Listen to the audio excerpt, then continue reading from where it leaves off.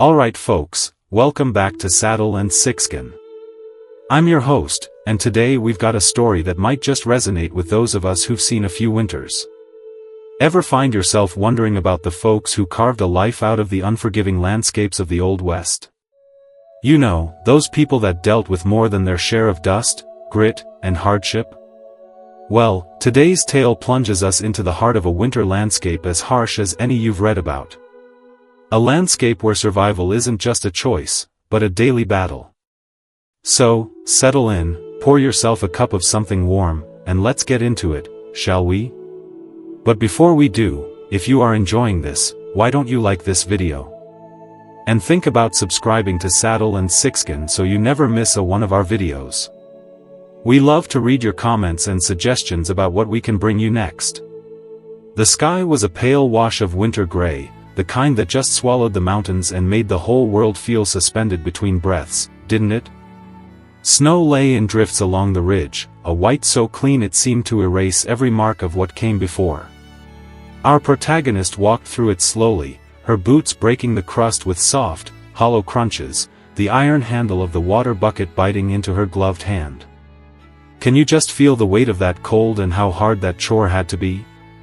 Her breath floated ahead of her in thin clouds, vanishing into the stillness. Behind her, the cabin crouched low against the slope, its roof furred with snow, smoke trailing upward like the last thread of warmth left in the world. Inside she knew the children were waiting by the hearth, waiting for water to heat for their porridge, waiting for her quiet nod that meant the day had begun. Such is life, is it not? What do you think of that cabin? She walked with her head slightly bowed, a habit born of years of doing what needed to be done without looking for comfort from anyone. At the creek she knelt, broke the ice with the butt of the bucket, and let the dark water glug up in slow, freezing gulps. The sound was loud against the hush. She stood and turned for home, the bucket heavy now, each step deliberate on the narrow path. Isn't that life? Sometimes, you can only do what you can do. Have you ever felt that way? It was then she saw it, a splash of color against the endless white. Something sprawled near the line of pines at the edge of the clearing, too still to be an animal at rest. Her breath snagged. For a moment, she simply stood, heart knocking hard enough to feel in her throat. Every story she'd heard about bandits, outlaws, men who disappeared into the hills running through her mind. Isn't that how your mind works? What would your first reaction be? While you are thinking about that, please give us a like, and subscribe to Saddle Sixgun. We want you to think about our content and give us your thoughts in our comments. The wind shifted, carrying the faintest sound, a groan, low and ragged. She set the bucket down, hands suddenly damp inside her gloves. Her first instinct was to turn back to get the children inside, to bar the door and let whatever trouble lay in snow stay there. But she found her boots carrying her forward anyway, slow, wary, every sense sharpened. Is that what you would have done? The figure was a man. His coat was dark with blood near the shoulder, his hair matted to his temple, his face gaunt beneath the frost, mouth slack, lashes stuck together. He was breathing, shallow but steady, and when she crouched near him, his eyes fluttered open.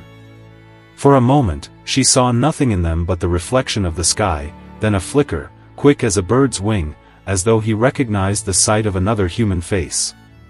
What goes through your mind when you hear something like that? He tried to speak, but the sound came out as a rasp. "Don't," she said softly, rooting herself into him. He closed his eyes again as if surrendering to the cold. She stayed there a long moment, crouched in the snow, feeling the cold work its way through her skirts and upper legs. The children would be looking for her soon. Have you ever helped someone in need? Was your natural reaction fear or help? This man was heavy trouble. She could feel it in her bones. And yet leaving him here, she could not do it. There had been too many graves dug already. She straightened, slid her arms under his, and with a grunt pulled him upright. He was larger than she'd guessed, all lean muscle and dead weight, but she was strong from years of wood chopping, water hauling, all the work that never waited. Have you ever done some heavy chores or work? What do you think of that type of life? Is it too hard? What makes you want to keep going? Inch by inch, she half dragged, half carried him toward the cabin. The snow streaked behind them with a trail that looked like a warning. By the time she reached the porch, her back was slick with sweat despite the cold. She kicked the door open with her heel. The children scrambled back from the threshold, wide-eyed, their porridge forgotten. At a moment like that, would you have any strength?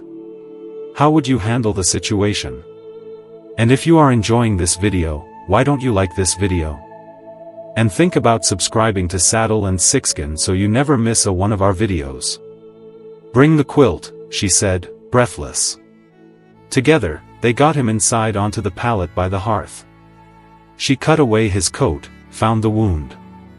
Not a bullet hole, not clean at all, more like something torn by a blade. She fetched her sewing kit, heated water, worked quickly, silently. The boy fetched her bandages without being told. What would you do for a wound? How could she do so much with so little? The little girl stood at a distance, clutching the quilt like a shield. The man drifted in and out as she worked, muttering once in a language she didn't know. When she poured hot water over the wound, he gasped, eyes flying open, but he didn't pull away. "You live," she murmured as if saying it aloud might make it so. "It's not what you say, but how you say it. What do you think of that line, you live?" When she finished, she sat back on her heels and studied him. The firelight played over his face, revealing the roughness of days unshaven, the sharp line of his cheekbones, the kind of scars that spoke of other winters survived. He didn't look like the men in town, soft from gossip and whiskey. There was something in him shaped by harder country, something that seemed both dangerous and strangely familiar. Have you ever been so exhausted that your face could tell a story? Night fell while she worked. When the children were finally asleep, she sat at the table with her hands around a mug of cooling tea, staring at the dark shape on the pallet. Each creak of the wind outside sounded like boots in the snow. Each shadow against the window like a threat. Do you think that she would have been able to sleep at night? Have you ever been up all night with someone sick or hurt? Whoever had left a man like him bleeding out on the edge of her land might come looking, and if they did, she would have to face them alone. She rose and banked the fire low, then crossed back to where he lay. His breath was easier now, his face less pinched. Something in her chest loosened.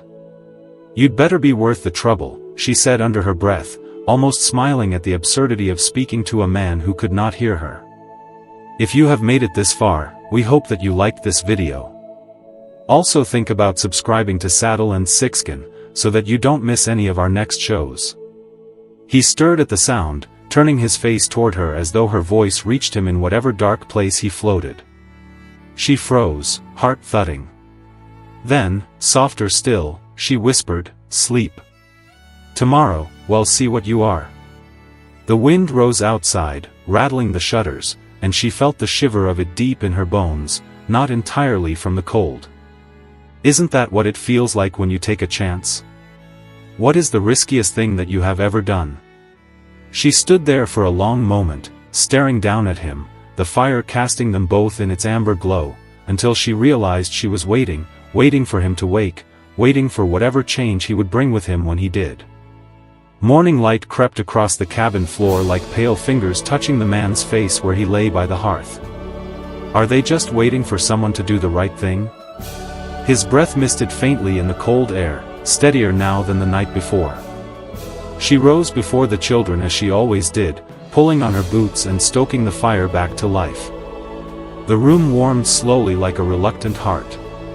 She checked the wound first. The bandage was damp with seep blood, but the angry swelling had eased. His skin was still hot beneath her touch, fever not yet broken. If you were in that situation, what would you do next? How would you react? She fetched a rag, wrung it in cool water, pressed it against his brow. His lashes fluttered, a faint sound escaping his throat, not quite words. "You'll make it," she said softly. Whether to him or herself, She couldn't tell. The children stirred under their quilts, blinking sleep from their eyes. What can you say to encourage someone? When someone is injured, is there something you should and shouldn't say? Her son asked if the man would wake today. She told him, perhaps. The girl said he looked like a storybook bear someone had shot. That made her almost smile. Days passed in this rhythm, each one drawn out like taffy by the work of keeping him alive. She boiled broth from a bone jar, coaxing spoonfuls between his cracked lips, cleaning the wound with steady hands. The days are long, but the years are short. How often do you hear or say that? When he sweated through his shirt, she stripped it off and washed it by the fire, watching steam rise as though some ghost were leaving him bit by bit. On the third day, a knock came at the door, sharp businesslike. Mrs. Lark stood on the porch, shawl pulled tight, breath smoking. "I heard tell you had trouble," she said, eyes narrowing past the widow's shoulder toward the figure on the pallet. "Is Mrs. Lark there to help?" "Not trouble," the widow answered. Mrs. Lark's brows lifted. "A strange man bleeding out on your floor sounds like trouble to me." She let the older woman inside because refusing would cause more talk. Mrs. Lark looked the cabin over like she was measuring its worth, then stood over the wounded man. "We all know someone like Mrs. Lark. Do they mean well?" "Mountain folk bring mountain ways," she said at last, turning back. "Might be nothing, but trouble follows him here. You think about the children before you go inviting danger under your roof." When she left, the cabin felt smaller, her words hanging in the air like smoke. That night, as she sat by the pallet, she kept hearing them over the crackle of the fire. Think about the children. How does that type of pressure impact your decisions? As if she hadn't been thinking about them every moment since her husband's last breath. On the fifth day, his fever broke. Sweat shone on his temples, but his breathing was deep and restful. When she bent to wipe his face, his eyes opened. They were clear this time, startling in their depth, gray like river stones. "Can you remember a time when someone close to you broke a fever?" He tried to sit up. She put a hand to his chest. "Lie still." His mouth worked, forming a word that came out rough. "Where?" "You're safe," she said, keeping her voice quiet so the children would not wake. "You're at my cabin." He looked past her, taking in the room, the children's small boots by the hearth, the rough shelves of jars, the rifle propped near the door. How does a man show his gratitude? His gaze returned to her face as if he had weighed all of it and filed it away. "Water," he rasped. She fetched him a cup, holding it while he drank. When he was done, he slumped back, but didn't close his eyes. "You stitched me," he said after a long pause. "I did." He studied her a moment longer, then said, "Could have left me." "I know." That was all. Have you ever put your life in someone else's hands?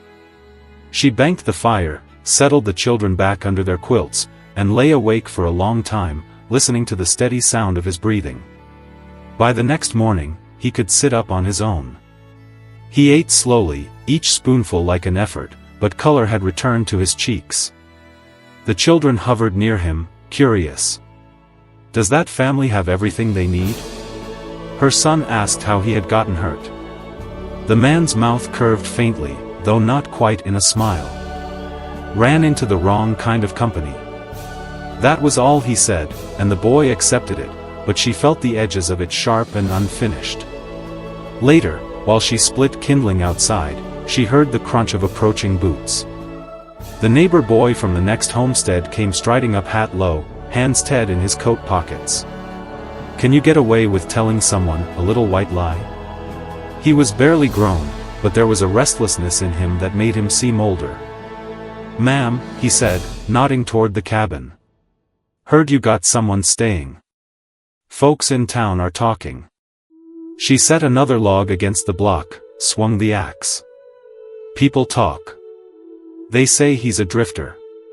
Dangerous." The axe came down hard, splitting it clean. She didn't answer. The boy shifted. "If you want, I can ride to town. Tell the sheriff." "That won't be necessary." He opened his mouth again, then thought better of it and tipped his hat. "What do you think of the neighbor boy? How helpful is he?" When he left, the cold felt sharper. Inside, she found the man sitting up fully for the first time, the quilt pulled around his waist. His eyes tracked her as she entered, unreadable. "You've got neighbors worried," she said quietly, setting the wood by the fire. His expression didn't change. "Are you?" She met his gaze a long moment. "Not yet." He nodded as if that were answer enough and lay back down. "Where do you draw your strength?" That night, she sat near the fire long after the children slept. The man was silent, but she could feel his wakefulness like a second pulse in the room. "Why were you out there?" she asked at last, her voice barely more than a thread. He didn't answer right away. When he did, his tone was flat, "Because someone wanted me dead." The words dropped into the quiet like stones into deep water, rippling outward until the whole cabin seemed to listen. How do you overcome the thought of death? She did not press him for more. Instead, she stared at the fire, feeling the unease coil low in her stomach. Somewhere out there was someone who had left this man to die, and they might not be finished. When she glanced at him again, his eyes were open, reflecting the fire light. For the first time, she felt not just the weight of what she had done, but the risk of it, that by pulling him in from the snow, she might have brought the storm to her own doorstep. How do you calm your stomach in those moments? The snow softened in the days that followed, turning to a fine glitter beneath the pale sun. Inside the cabin, the air no longer held its biting edge. The fire burned warm, the windows fogged with breath and steam. The man grew stronger, each morning sitting up without help, each evening taking a little more food. Has he paid his debt? He began helping where he could. At first it was only fetching logs from the pile, stacking them by the hearth with slow precision. Then he offered to mend the fence that had sagged under the last storm. She watched from the porch, arms folded, while he worked with quiet focus, shoulders moving under the worn shirt she had washed for him. Is he doing enough? When he noticed her watching, he didn't speak, only gave a single nod as though to say he knew the work needed doing whether she trusted him or not. The children warmed to him faster than she did. Her son followed him outside whenever chores allowed, asking endless questions about trapping and tracking. How are those relationships being formed? The man answered in few words, patient but sparing, showing how to set a simple snare with twine and stick. Her daughter hovered nearby, clutching her rag doll, shy at first until he repaired its missing arm with a bit of thread and a steady hand. After that, she began leaving the doll near him when she played, as if it too should be mended under his care. Has he brought back hope? In the evenings, they all sat near the fire. The man spoke little, but when he did, his voice had a low, even weight that made the children fall silent to listen. He told them about the call of a mountain cat, about the way snow could hide a cliff edge, about the sound of river ice cracking in the thaw. His stories were like the mountains themselves, sparse, but carrying a depth she couldn't quite measure. Can you teach with storytelling? One night, with the snow falling thick against the windows, she asked him where he had come from before the mountains. He was quiet for so long she thought he would not answer. Then he said, a mining camp east of here.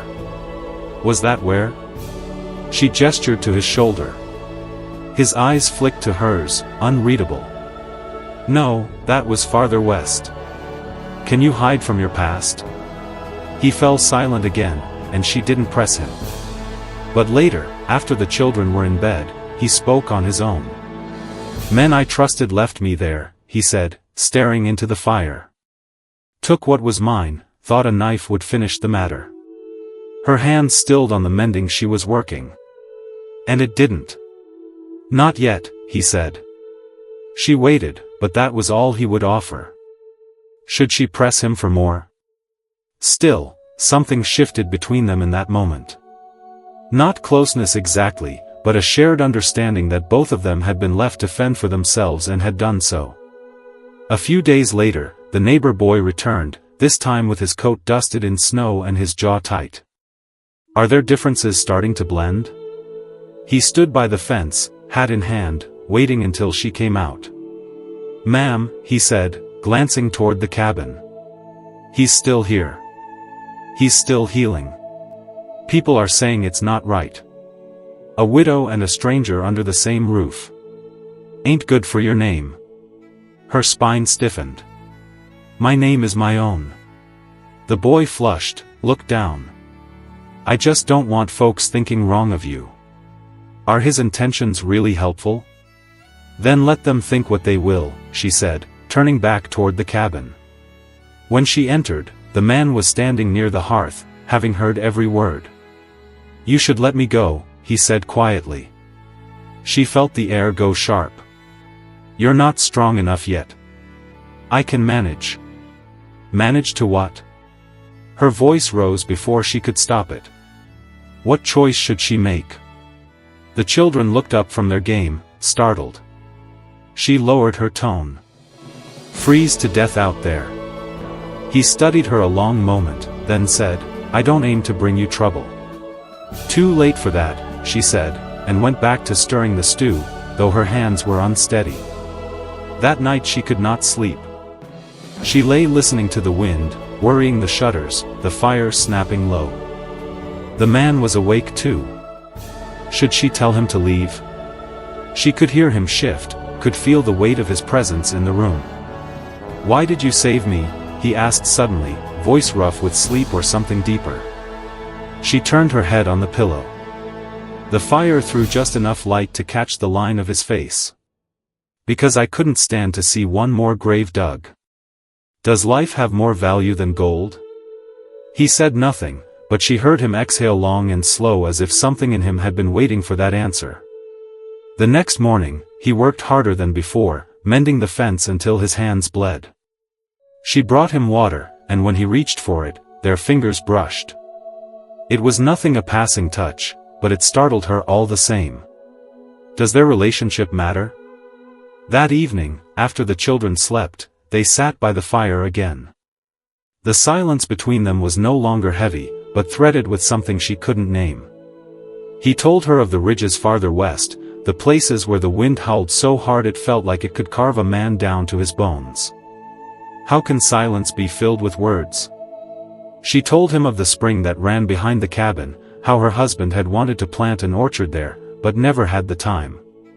When she looked up, he was watching her, not with pity, but with something steadier, something that made her look away. Days passed, each one pulling him further from death's edge and closer to the shape of a man who belonged to the world again, and with each day she found herself dreading the moment he would leave. What would you miss the most? One afternoon, the neighbor boy rode up again, this time bolder, demanding to speak with the stranger. The man stepped outside, towering in the doorway, and the air seemed to tighten. "You're not welcome here," the boy said, voice high with nerves. The man didn't answer right away. What should he say? When he did, his tone was quiet, but hard enough to carry. "Then it's good this isn't your land." The boy's face went red. "You'll bring trouble on her." The man's jaw tightened. "If I do, it's mine to face." The boy looked past him toward her and then wheeled his horse, riding off in a spray of snow. When the man turned back inside, she met his gaze, her throat dry. "You don't have to stay," she said, though something in her hoped he would. "I know," he said. The words lingered between them, heavy with a meaning neither of them dared touch. That night the fire burned low, the room wrapped in shadow. She sat listening to the children's soft breathing, to the quiet creak of the rafters. What is one of the strongest unspoken rules? The man lay on the pallet, but his eyes were open, glinting in the dim light. For a long time, neither spoke. Then, so quietly she almost missed it, he said, "If they come back for me, you'll need to choose which side you're on." The word struck her like a sudden gust of wind through an open door, leaving her cold despite the fire. Which side is she on? She stared into the darkness, knowing he was right, and knowing she had already made the choice in her heart, though she could not yet bring herself to speak it aloud. The snow broke at last, the white crust melting into patches of sodden earth. The world smelled of wet pine and thawing soil, and the cabin walls no longer held the same tight, breathless chill. How would you react? She hung the laundry outside for the first time in weeks, the shirts snapping in the brisk wind. Across the yard, the man stood by the fence he had repaired, one hand braced against the post as if listening to something deep inside the earth. He was strong now, the hollowness gone from his cheeks, the lines of his body sure again. Is he stronger than before? When he came inside that night, he said without preamble, "Time I moved on." The words landed heavy in the small room. The children went still. Her son stared at him as though he'd been struck. The girl's lip trembled, but she said nothing. "You're not ready," she said quietly, though she knew it wasn't true. He looked at her calm and steady. "What do you think about doing the right thing?" "I'm as ready as I'll ever be. I can't stay and put you in more danger than I already have." She turned back to the table, her hands clenching on the bread knife. "Danger doesn't leave just because you walk away. It leaves me," he said, and there was a finality in it that made her throat tighten. For the next 2 days, he packed in silence, rolling the quilt she had given him, mending his own shirt where the blade had cut through. "Have you ever thought about doing the right thing?" The children followed him about like shadows, offering small things, an apple, a coil of twine, as if these gifts might anchor him here. Word from town reached them again. Mrs. Lark stopped by, her face pinched. "They're saying he's wanted," she said bluntly, glancing toward the door where his saddlebags rested.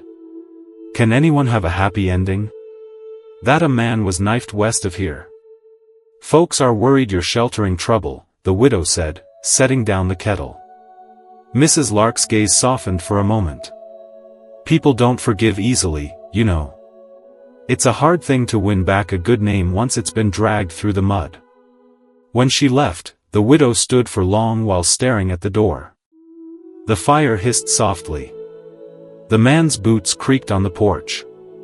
She wanted to ask him if the rumors were true, but the question lodged in her throat.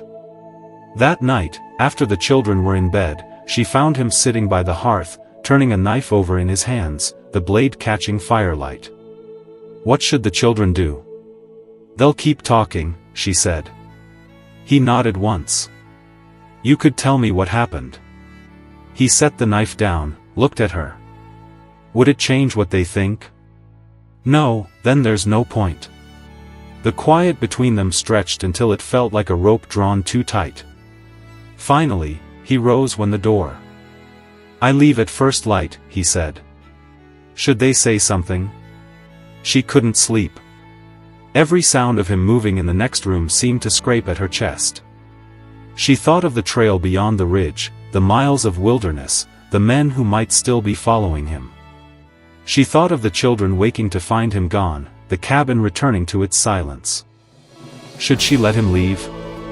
Before dawn, she rose, wrapped her shawl around her, and went outside. The air smelled of wet bark and spring runoff. She saw him at the edge of the clearing, his pack slung over one shoulder. He paused when he saw her, but didn't step closer. "You mean to go without saying goodbye?" she asked, her voice low. "I meant to spare you the trouble," he said. Her son's voice rang out suddenly behind her. "Don't go." The boy came running barefoot through the mud, hair sticking up, face wet with tears. He flung himself against the man's leg, clinging as if by strength alone he could keep him there. The man knelt, pried the boy's hands loose gently. "You take care of your ma," he said. "She needs you," the boy said, his small voice fierce. The man's jaw tightened. He looked past the boy toward her. For a long moment, the only sound was the wind in the pines, the slow drip of snow melt from the eaves. "If I stay," he said, "it won't be easy. You'll answer to every whisper, every knock at the door. What do you think about letting someone in?" She stepped closer, her heart hammering. "I've been answering to whispers for years. That part doesn't scare me." His gaze held hers, searching. "What does losing you?" she said before she could stop herself. The words hung there, raw and unadorned. Something in his face shifted, the guardedness easing. He stood, slinging the pack down in the mud, and came toward her slowly, as if giving her time to change her mind. She didn't move. What is the meaning of their relationship? When he stopped in front of her, close enough that she could feel the warmth of him, he said softly, "Then, I'll stay if you mean it." She nodded once, unable to speak. The sun broke over the ridge just then, turning the clearing gold. The children spilled out onto the porch barefoot and blinking as if the whole cabin was waking to a new world. Do they have a choice to be made? He turned back, retrieved his pack, and carried it inside, not as a guest this time, but as someone who belonged. When she stepped over the threshold behind him, she felt it, too. The cabin had changed as though it had been holding its breath all winter and could finally exhale. But that night, long after the children were asleep and the fire had burned low, she heard something outside, the faint, deliberate crunch of a boot on thaw earth. Do they have a future? She sat up in bed, heart thudding. The man was already at the door, rifle in hand, his body tense in the firelight. When their eyes met, she knew the choice she had made was no longer just about keeping him. It was about standing beside him when the past came calling. The thaw brought more than green shoots. Do they have a future together? It brought footsteps in the night, a faint scrape against the porch that set the dog barking and sent her heart racing. She rose from her bed, the quilt falling to the floor. The man was already moving, rifle in hand, his body taut with quiet readiness. "Stay with the children," he said, voice low, but she followed him anyway, barefoot on the cold floor. What should she have done? Outside, the night was moonlit, pale as bone. The yard was slick with melting snow, and at the edge of the clearing stood two figures, shadows against the silvered trees. One called out, voice sharp as a whip. "Turn him over. You know who we're after." The man stepped onto the porch, rifle at his side, not raised, but not idle. Should they call the law? She stood just behind him, her shawl drawn tight. "This is private land," he said evenly. "You've no business here." A laugh came back cruel and thin. "You think we care about lines in the dirt? He owes us blood." Her stomach nodded. She looked at him at the stillness in his face. This was the moment he had warned her of. What could be more frightening? The moment when she would have to choose. "You should go inside," he murmured, but she didn't move. "If you stand, I stand." The words hung there between them, solid as the post he leaned against. For a moment, he didn't breathe. Then he stepped down from the porch, the snow crunching under his boots. What should they do? "This is your last chance to walk away," he called. The men shifted, one raising a pistol. The air seemed to tighten until she could hear nothing but her own heartbeat. The first shot split the night. He was faster, rifle snapping to his shoulder, the crack rolling like thunder through the valley. One of the men fell, the other turning to run. Is he still dangerous? The man didn't fire again, just stood there, shoulders heaving, until the echo faded. She ran to him, her bare feet sinking into the slush, grabbed his arm. "It's over," she said, breathless, but his gaze stayed on the treein, watchful, until he finally lowered the rifle. Inside, the children clung to her skirts wide-eyed. Is it truly over? She knelt, smoothing their hair, telling them it was finished now, that no one would hurt them. When she looked up, he was standing in the doorway, snow melting from his boots, the rifle still in his hand. He looked different somehow, not just the man she had found in the snow, not just the stranger who had mended fences and sat by their fire, but something larger, something that belonged to them now. What does the future bring? She rose, crossing to him slowly. For a long moment they only looked at one another, the fire light throwing their shadows long on the wall behind them. Two figures joined, no longer separate. "You stayed," he said finally. "I told you I would." He set the rifle aside, his shoulders lowering, the fight leaving him at last. Did it all work out? The cabin seemed to breathe then, warm and still. Outside, the first birds of spring called from the trees. And she thought that perhaps this was what it meant to survive. And with that, we've reached the end of another Saddle and Sixgun story. This is why you should like the video, and you should also subscribe to Saddle and Sixgun to keep us growing. Thank you to all of you for watching and for all of your love and support. God bless.